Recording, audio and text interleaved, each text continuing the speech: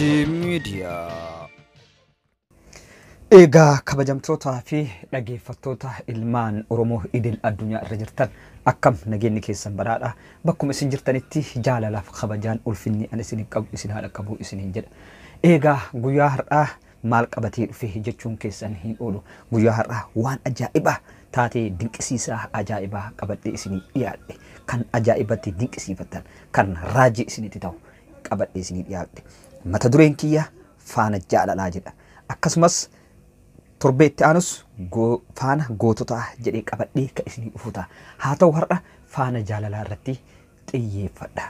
Faana jaalalaa jechuun maal jechuudha jechuun keessan hin oolamu.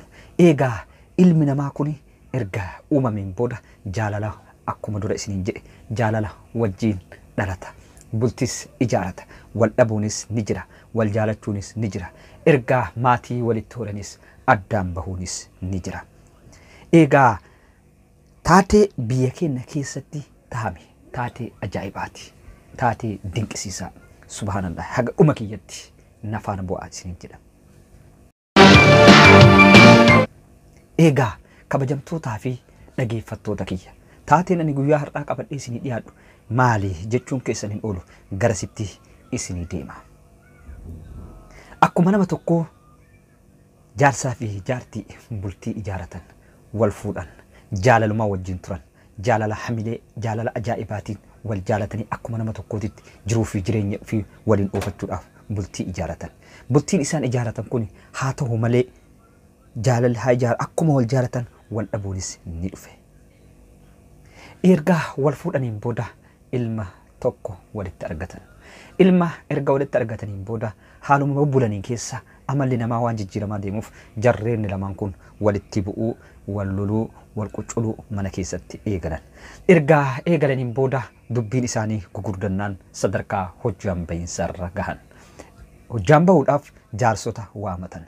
Jaarsonnis hanga tokko ni dubbatan, ni dadhaban. Walitti araarsuu jara dadhabnaan furmaanni hojjaan bahuu qofa ta'ee argame. Egaa hojjaan bahan. Gaafa isaan hojjaan bahan intalli isaatuni intala durbaa garaa qabdi. Mucaan dhiiraa kan dhalate waggaa tokko lafarra jira. Maarree si dhabeera. Ergaa si dhabee siin hojjaan baheera. Si hojjaan erga bahe ana daa'ima koo nan barbaada. Daa'ima koo nattu guddifata. Daa'ima naaf kenni jechuu isa gaafatte. Lakkii daa'ima kiyya hin kennu si gadhiiseera gara feete deeme jedheen. Ergaa yeroo dheeraa kadhatteen booda ni dide.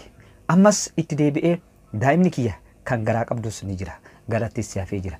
Daa'ima kana haga naa dhaltutti asiillee deemuu hin dandeettu. Daa'ima kiyya gaafati naa dhalte kanas irraa fudhadhee lachuu na guddifata ati abbaa feete heerumi gara feete deemuu hin dandeetta jechuun akeekkachiise. Isiin yeroo muraasaan booda teettee itti yaadde. Ammas daa'ima kiyya kan dhalatee lafarra jiru narraa fudhateera kan garas narraa fudhachuudhaaf kajettu yaadde. Malli koo maali? Hayyee kan dhalatee lafarra jiru dhabee jira. Kan garaa qabu foo maal haa godhu jechuun yaaduu eegalte. Maarree ergaa yaaddeen booda malli wayii dhufe. Okay, mucaan kun haga fedhe yoo guddates hanga fedhe si bira yoo taa'es gaafa guddatee dargaggoome garuu gaafa beeke garuu haati koo meetu jechuun isaa waan hin oolamneef inni humaan ta'u haa guddisu. Ka garaa qabu immoo narraa hin fudhatu. Tanaan ammoo malli ani qabu biyya kanaa bahee asii badee daa'ima kiyya kana dhalee guddifachuudha yoo jettu biraa badde. Biraa baddee imala dheeraa deemuudhaan biyyarraa fagaattee biyya baadiyaa wayitti galte. Erga baadiyaa san turtii muraasaan booda erga dhaltee achi turteen booda sarraatanyaa namaa yookiin hojjettuu manaa namaa taate haati tuni. Buddeena namaa tolchuudhaan buddeena hojjetti. Akkasitti mucattii tana kunuunsitee guddifattee erga mucattiin guddattee beeyteen booda ummaatoo anis guddadheera ifaajiin kee olmaan kee guddaadha. Hanga ergaan guddadhellee natti ifaaju anis deemee dalagaa soqochuun qaba barbaadachuun qaba jettee imala isii mucattiin isii eegalte. Itti sii fufa waan ajaa'ibaati. Eegalte. Erga deemteen booda mucattiin tuni deemtee hoteela wayii galte. Hoteelli isiin keessa galte kuni mucattiin durbaa takkas achi keessa hojjetti. Isii wajjin hojjechuu eegalan. Erga turtii dheeraan booda mucaan kunis yeroo baay'ee kan dhiiraa ka haati achitti dhiiftee biraa deemte kun abbaa koo ummaan toomeetu ummaan tiyya jirti yoo duutes duuti naan jedhi iddoo awwaalchaa nagarsiisi. Yoo jiraatte ammoo jiruun isii eessa jirti nan barbaadadha jechuudhaan abbaa mataa zoorsuu eegalee naanneesse mataa abbaa. Abbaan waan godhu wallaalee eegaa awwaala isii wanni isin mul'isu hin jiru. Haadhatee ani gadhiiseera. Haati tee imala dheeraa deemtee baddeerti. Iddoo isin jirtu hin beeku barbaadadhu jedheen. Maarree mucaan kun ummaa tiyya ni barbaadadha jechuudhaan soqutti seene. Barbaadachuus seene. Imala dheeraa deeme. Erga deemeen booda deemee maal gochuu qaba? Nyaata jira, dhugaati jira, uffanna jira. Waan hedduu nama barbaachisa imala deemuudhaaf. Maal gochuu qaba? Dalagachaa deemuu qaba. Hojjetachaa deemuu qaba. Yoo jedhee hoteela tokko seene. Asitti ilaalla waan ajaa'ibaa. Waan nama ajaa'ibsu, waan dinqisiisaadha. Hoteela seene. Hoteela inni seenu kana obboleettiin isaa ta'inni wajjin dhalate. Tahaati gaafa duraa abbaa jalaa galatti fudhattee ni deemtee hoteela seente tun achi keessatti argamti. Achi keessa hojjetti. Mucaan kun nama gaariidha. Amala qabeessa abbaan qabeenyaa jaalate. Hojii irratti. Hojiillee nama gaariidha. Nama obsaa. Nama hin dubbanne. Nama hojii san akkaan tolchu. Xiinxalluudhaan ni ilaale. Abbaan hojii itti dhiise. Booda irratti dhumarratti intalli obboleettii isaa waliin jirtu tuni gurbaa kana qabu eegalte. Waan adda addaatiin abbaa dalagaatitti abbaa qabeenyaatitti kijibuudhaan mucaan hin dalagu maal hin ta'u jechuudhaan sobdee akka abbaan qabeenyaa kun achi keessaa mucaa kana ari'u gochuudhaaf hedduu yaalaa turte. Gaafa wayii taateen ajaa'ibaa ta'e. Intalli obboleettii isaa waliin hojjetu tuni burcuqqoo cabsite. Burcuqqoo cabsinaaniin burcuqqoon caccabe kuni abbaa qabeenyaa san bira dhaquudhaan abbaa hoteelaa bira dhaquudhaan burcuqqoo kana mucaa kanattuu caccabsa. Meeshaa hunda isa caccabsee fixa mana kana keessaa. Yeroo hedduu hoteela san keessatti waatu babbada. Namni babballeessu ammoo intala obboleettii isaa waliin hojjettu kana. Garuu ammoo intala obboleettii isaa tun isarratti deebisti. Isa balleessaa isa akkana godhe jettee abbaa qabeenyaatitti himti. Yeroo hedduu jechuudha. Maarree burcuqqoon kun cabnaaniin isatti dhayxeemtee baay'ee lole aaree abbaan qabeenyaa kun. Yeroo hedduu meeshaan mana kanaa ni caccaba. Haa ta'u malee ati maaliif cabsita? Ati ilma dhiiraati miti jechuudhaan isatti dheekkame. Obboleettiin isaa tuni dhuftee maal jettiin? Lakkii gaashee inni homa tokko hin balleessine. Namni burcuqqoo kana cabse isiidha. Garuu meeshaa hedduu caccabsuudhaan isarra dharakeetti. Isa soobdi. Isa kijibsiisti. Isa nama waa balleessu gooti. Lakki jechuudhaan nutti hima abbaa qabeenyatti himti mucattiin tuni. Abbaan qabeenyaa kun hubachuudhaan hubannoo keessa galchuudhaan yeroo hedduu isittuu balleessaa. Yeroo hedduu isi balleessaa kan hunda raawwataa. Mucaa kana edaa badhee mayfamaa ka jedhuun mucaa kana hin maysite jechuudhaan intala mucaa kana maysitu dalagaa irraa ari'e. Eegaa dalagaa irraa isii ari'e jarri tun lamaan hojjechuu eegalan. Hojiin isaan hojjetan hojii gaariidha. Akka gaariitti hojjetan. Hojiin duraan babbadu kunis baduu ni dhaabbate. Abbaan qabeenyaa mucattii hojiirraa ari'etana. Isimattuu durumayyuu edaa meeshaa kanneen caccabsaa isittuu hoteela kiyya qulqullina isaa hin dheeyne jechuudhaan abbaan baay'ee dinqisiifate. Ijoollee tana lamaan baay'ee jaalate. Baay'ees abdii irra kaate. Akka isaan hojjetanis baay'ee hawweef. Maarree jarri tun lamaan hojii isaanii itti fufan. Abbaan qabeenyaallee ijoollee tana lamaan amala qabeessa taanii waliin hojjetan. Walii galteen isaanii ajaa'iba. Hin dinqisiifate. Haa hojjetan jedhee itti dhiise. Gaafa tokko dhufee wanni wayii sammuu isaa keessa deeme. Maali ijoolleen tuni yoo bultii ijaaratan walitti akkami ka jedhu abbaan qabeenyaa kun yaada fide. Maarree duraan dursee dubbisuu ni qaba. Isii jedhee isii yaame. Kootu jedheen ani si jaaladha. Akka ilmootiyyatti si ilaala. Waan gaarii si fawwa. Bakka gaarii akka dhaabattus ni fida. Haa ta'u ammoo waan tokkotu yaada keessa na dhufeera. Waan ana yaada keessa na dhufe kana fudhachaa jechuudhaan mucattii tana mariisise. Maarree gaashee nin beeka akka abbaa kootiin na laalta. Atis jechuudhaan erga ati naan jette yaada naan jette kana hunda isaa ni fudhadha.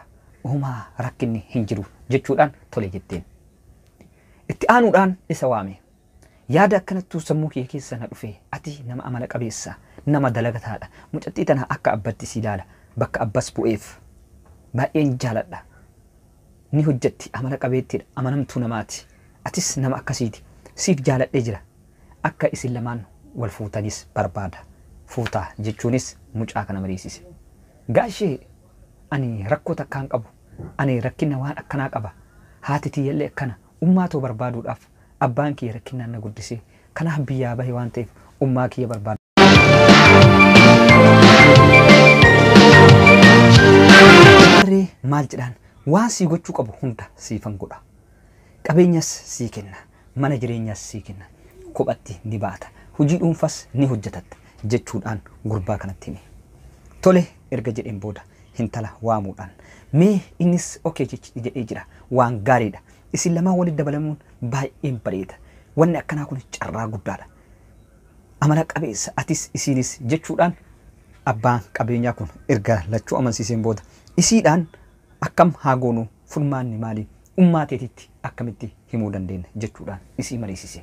Isas waamee mariisise. Haadha isiitti akkamitti hiina akkamitti nikaa isin hiina ni kenna maatii malee hin ta'u warree haadhaaf abbaan keessan hayyaman malee hin ta'u jechuudhaan mariisise. Maarree ani abbaa kiyya erga biraa bahe turee jira haa ta'u immoo haadha tiyya hin beeku kanaafuu isima haadha ofii haa amansiiftu jechuudhaan haadha isiititti xalayaa barreessuun xalayaa itti ergan. Xalayaan barreessan maal jedha? Intalatee ta akkanaa ana bira waan hojjettuuf baay'ee amala qabeettiidha baay'ee gaariidha akka abbaa isiitti irraa bakka bu'e akka abbaa isiitti jaaladha waan isiin barbaachiftu hunda ni godhaaf. Intalatee mucaa amala qabeessa nama gaarii nama dalagataa argee fi jiraa kan jedhu xalayaa itti barreessite akka inni kaadhimatuun barbaadaa jedheen. Kanarratti garuu argamuu dandeessaa guyyaa akkanarratti beellama ni qabaan ni jirraa jechuudhaan xalayaa barreessanii haadhatti ergan. Maarree haati maal jetti xalayaan isii achi imimmaan boottee irra deddeebitee seenaa hunda kaastee seenaa abbaa isiis akkasumas akkaataa isii itti guddiste akkaataa isii itti dhalte akkaataa isiin itti biraa deemte hundaa kaasuudhaan barreeffama suukaneessaa garaa nama booressu tokko barreessuudhaan itti ergite. Mucattiin tiyya abbaa hin qabdu mucattiin tiyya abbaan ala guddise rakkoo hedduu waliin dabarse rakkoo fi gidiraa hedduu keessa wajjin dabree jira. Mucattiin tiyya akka gaariitti ofii kiyyaa beela'ee ofii kiyyaa dhiibudhee ofii kiyyaa daaree isii daara baasee dhiibuu isii baasee beela isii baasee akka gaariitti kunuunsee akka intala abbaa qabeenyaa takkatti kunuunseetiin ishee guddifadhe. Garuu erga guddatteen booda haalli jiruuf jireenyaa addaan nu baasee hiree barbaaddata na biraa deemteerti. Garuu akka isiin waan hin taane keessatti hin kufne barbaada. Nama gaarii ta'uu qaba. Kanaan alatti anis hojjettuu mana namaati. Dhufuu hin danda'u isinummaan waan gootan godhaa jechuun xalayaa itti barreessite abbaa qabeenyaarra amaanaa keette. Waan ajaa'ibaa jechuudha. Hubadhaa ijoolleen tun lamaan obboleeyyan garaa tokko abbaanis haadhaanis tokko obboleeyyan jecha. Maarree ergaa nikaa hidhataniin booda intala tana mana hojjetti baasuudhaan qabeenya hojjetti kenneef. Akka gaariitti waliin gammachuudhaan gammachuu gaarii wajjin dabarsuudhaan halkan sanillee akka gaariitti waliin gammaduudhaan wajjin bulan isiin haala durbummaa taate jechuudha. Isa booddee erga dalagatti deebi'aniin booda erga gammachuu isaanii fixataniin booda wal maritti seenan. Maarree warra keessan dhaquu qabna jedhee dinni.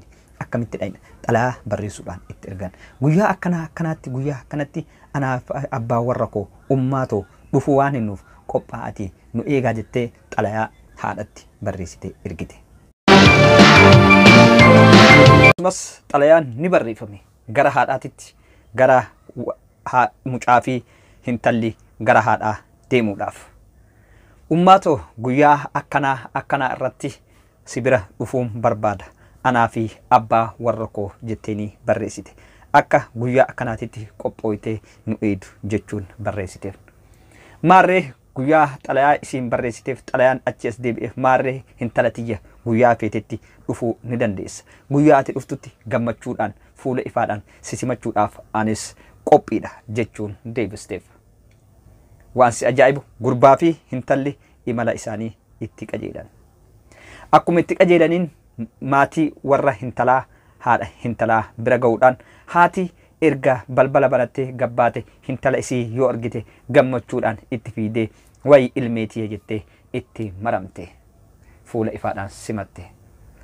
yeroo isa argitutti xiqqoo isii waa shakkuudhaan shakkite fuula guurte hin laalte. Innis maaliif akkanatti haati isii haadha tiyya waan taateef moo waan soddaa taaneef maybe na saalfatti faa jedhee garasitti haa fudhatu malee fuula isii irraa garuu isiilleen argitee jirti haati ilmee ofii hin wallaaltu shakkii wayii isii keessatti uumamee jira akkuma argiteen jechuudha.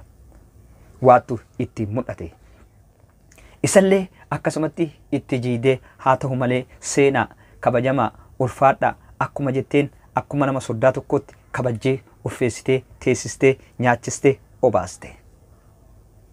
Maarree hin bulan barii yoo bulan qursii godhatanii buna dhuganii haasawutti seenan. Yoo haasoyte haati akkaataa intala isii itti guddifte eessarraa kaatee akka eessa geette maaliin akka isii abbaa biraa fuutee deemte kana hunda isii yoo isiin himtu mucaan haati isiin himaa deemtuun fuulli isaa gurraachaa dhufe. Maaliif yoo jettan haadha isaa ta'uu beeke. Mucaan seenaa waan beekuuf abbaan isaa seenaa itti waan himeef seenama san hordofuudhaan haadha isaa barbaaduuf durumayyuu biyyaa waan ba'eef qe'ee isaa gadhiisee waan ba'eef mucaan amma beekee jira. Waan si ajaa'ibu obboleettiin isaa niitii isaa taateef. Haati hoggaa himtu mucaa akkanaa abbaa jaarsa ganna dhiise biratti abbaa warra koo biratti mucaa waggaa tokko kan maqaan isaa kana jedhamu dhiiseetiin biraa deeme. Abbaan isaa Ebaluu jedhama. Ani haati isaa Ebaluu jedhama. Jettee wayita itti himtu mucaa dachiin isaa marte. Waan ta'u wallaale. Yaa Rabbii maan na goota jedhe. Edaa ani buleettii tiyya ta'a waliin dhaladhe wajjin ciisa. Wajjin ciise jechuun rifate. Ni rifate ni gammade. Tokkoffaa haadha isaa amata meeqa gizee xiqqeennaa irraa hin barbaada jedhee imala eegale wal arguu isatti gammade. Tokkoffaa deebi'ee gadda caalu obboleettii isaa niitii godhatee waliin rafutti ni gadde. Gaddaa fi gammachuu wal makee mucaan waan ta'u wallaale mataan itti garagale. Yaa Rabbii kiyyaa isii tola niitii tiyya godhe jaaladhee jira waliin buleettitti waliin jiraadhamu akka niititti waliin jiraadhan gaafii isatti ta'e. Tolee erga sanii akkamitti waliin jiraadha haati tiyya isiidha haati isii isiidha isiin niitii tiyya jedhee akkamitti wajjin jiraadha. Uumaan na bade aadaan na bade waan hunda isaa jechuudhaan mucaan eegale. Waan ta'u wallaale jiraachuuf akka itti jiraatu isa dhibe mala tokko malate. Homa tokkoon dubbanne ati haadha tiyya kuni abbaa kiyya hin jenne inni erga beeke waan jedhu wallaalee waan dubbatu walii wallaale. Mucaan marree amma mala isaa dhawachuutti seene. Isii wajjin jiraachuuf obboleettii tiyya. As jiraachuudhaaf haati tiyyaan obboleettii tiyya fuudhutti mannaan jetti. Ka jedhurraa mucaan mala ofii baafate malli an jiru of ajjeesuuf lubbuun tiyya natti mi'ooti yoo jedhe mucaan gaduma bahee biyyarraa baafate jalaa bade. U'uu jedhan mana keessa fiigan eessaa fuudhan. Eessa tare mucaan jedhan eessaa fuudhan. Warratti illee gaddini galee mucaan biraa biyyaa bahee hundumaa muratee biyya ambatti biraa baqate. Mee dhageeffattootaa fi kabajamtoota maamiltoota kiyyaa wanti akkanaa kun yoo isin mudate akkam gootan? Ammoo namni mudannoon kun isa mudate hoo akkam haa godhu jettanii yaaddan? Namni kun biyyatti deebi'ee jiraachuuf obboleettii isaa fuudhe haadha isaa waliin akkamitti jiraata? Akkamitti obboleettii isaa ija kamiin ilaala? Ija niitiitii moo ija obboleettiitiin ilaala? Haadha isaa waliin akkamitti jiraachuu danda'a waan akkanaa raawwate? Kunis itti ulfaate waan ta'u wallaale kana biyyaa ba'e. Mee nama mudannoon kun isa mudateef malli isaa maali? Akkam haa ta'u jettanii yaaddan? Dhageeffattootaa fi kabajamtoota kiyya warroonni maamiltoota hordoftoota kiyya taatan hundi isaa kanaaf deebii isinirraa eegaa komentii jalatti akka barreessitan abdii isinirraa qaba. Eegaa kabajamtootaa fi dhageeffattoota ilmaan Oromoo idil addunyaa irra jirtan qophii kiyya ka guyyaa har'aa qabadhee dhiyaadhee kanumaan goolabaa hanga qophii biraatii walitti deemuutti nagayaan naa tura. Qophii babbareeduu fi miidhagootaan kabashannansiisoo ka barumsa isinii dabarsu waa hedduu irraa barattan jedhee abdii qaba. Fuulduraafillee akka gaariitti seenaa biraa qabadhee isinii dhiyaadha. Torbee dhufu keessa seenaa faana goototaa jedhu qabadhee isinii dhiyaadha. Na faana bu'aa fuulduraafillee isiniin jechuu barbaada. Share, like, subscribe godhaatii warroonni maatii kiyyan ta'in maatii kiyya ta'uun oduu fi odeeffannoo an dabarsu wantoonni adda addaa kallattimaan isin bira gaha jedheetiin abdii qaba. Guyyaa har'aa kan qabadhee kanumaan goolabaa. Bye bye.